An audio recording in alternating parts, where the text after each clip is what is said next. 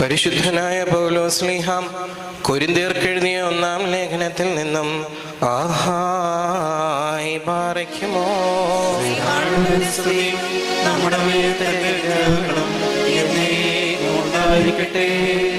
നിങ്ങളുടെ പ്രശംസ നന്നല്ല. അസാരം പുളിമാവ് പിണ്ഡത്തെ മുഴുവനും പുളിപ്പിക്കുന്നുവെന്ന് അറിയുന്നില്ലയോ?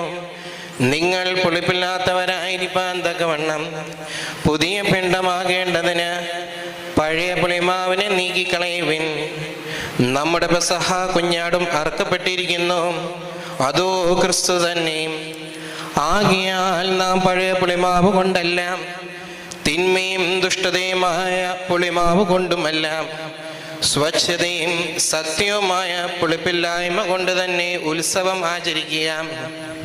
ദുർനടപ്പുകാരോട് സംസർഗമരുത് എന്ന് ഞാൻ എൻ്റെ ലേഖനത്തിൽ നിങ്ങൾക്ക് എഴുതിയിട്ടുണ്ടല്ലോ.